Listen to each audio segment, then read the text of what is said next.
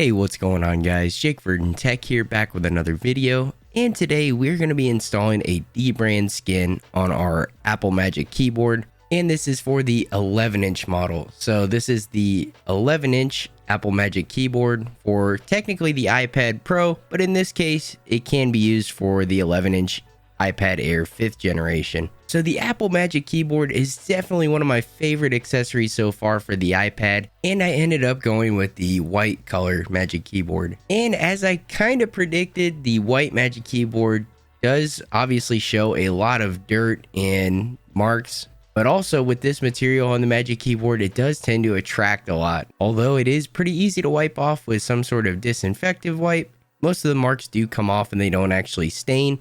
I still wanted something to kind of protect the Magic keyboard, and I was kind of surprised to find that DBrand and some other companies do make skins for the Magic keyboard. I definitely recommend this, and even if you don't skin the whole thing, at least skinning the bottom of it, because you are going to be setting your iPad down on a multitude of surfaces, more likely than not. And having that peace of mind that the bottom is covered and protected makes this skin a must-have in my opinion. So we're going to go through the install process, and I'm going to give you my initial thoughts after having the DBrand skin for about a week now, and I do have a couple DBrand skins that I've been trying out. So let's jump right into it. Alrighty guys, kicking things off, we are going to start with the back of the Apple Magic keyboard.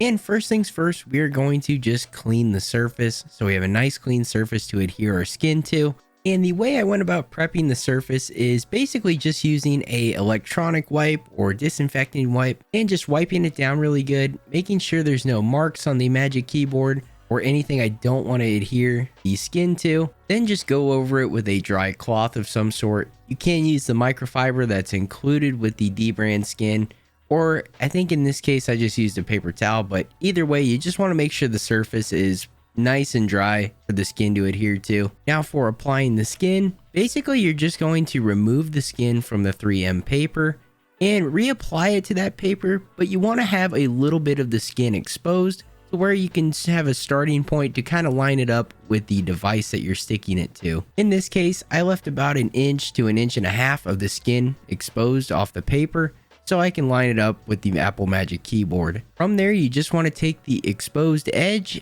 and you just want to line it up as best as you can and just start applying the skin. Basically, I would just try and align the corners as best as I can, and that would pretty much get you a pretty straight line going across the top of the Magic keyboard. And once you have those corners aligned, you can start applying the rest of the skin, basically wiping the skin on while peeling the 3M paper off, and slowly removing the 3M paper and smoothing it as the paper's coming off will assure that you won't have any bubbles. And to kind of touch up the bottom of the Magic keyboard, I wouldn't say it's a must unless you do encounter some bubbling issues, but you can take something like a hair dryer or a heat gun at the lowest heat setting and just kind of heat it up a little bit and smooth out and push out some of those bubbles. But since this surface is extremely flat, I don't think it's 100% necessary to heat up.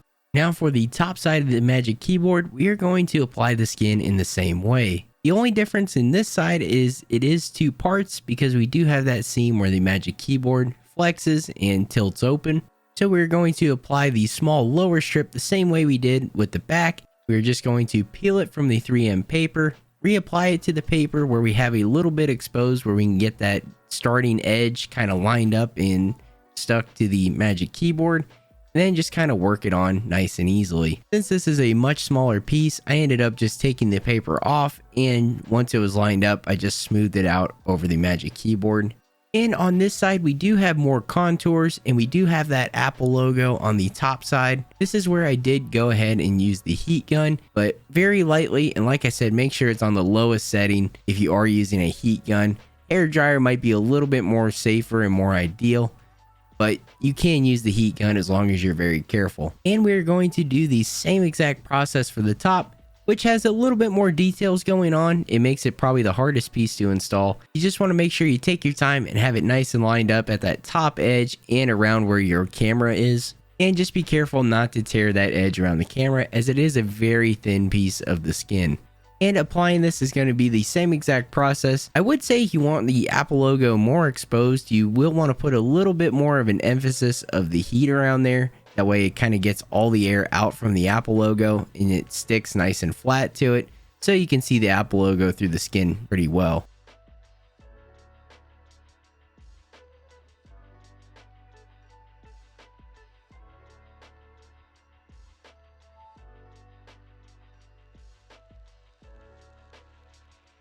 Alrighty guys, so that is the installation process for your DBrand skin on the Apple Magic Keyboard. Now kind of giving my thoughts and initial impressions of the DBrand skin for the Magic Keyboard.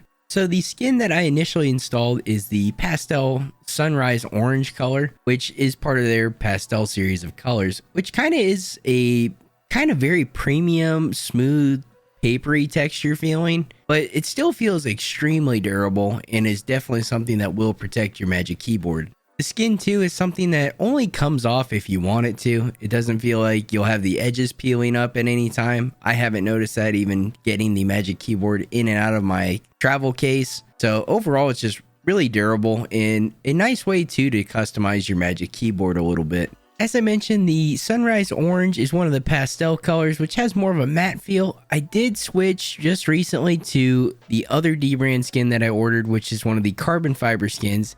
It is textured and it kind of has more of a shiny finish to it, both look and feel. Even the matte finish of the pastel colors is still pretty water resistant too, as I did get, you can wipe it down with any sort of cleaner and stuff like that, and it doesn't change the texture or hurt the skin in any way. Lastly, one big thing to mention is if you do want to remove the skin and just not have a skin on your Magic Keyboard, or you want to swap skins, I did try this for myself and removed the skin, and there was absolutely no residue or any sticky feeling left on the Magic Keyboard from the previous skin. So I definitely wanted to let you guys know that part. If you do apply a skin and want to remove it, it won't hurt your Magic Keyboard in any way, shape, or form. That is going to wrap up this video, guys. Thank you for checking this one out.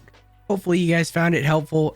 Just kind of wanted to make this video to not only show you the installation process of a DBrand skin for your Magic Keyboard, but also kind of a review and what to expect if you go with one of these DBrand skins. This is a great option, not only if you want to customize your Magic Keyboard, but if you want to protect especially the bottom of it from any dirt, debris, scuffs.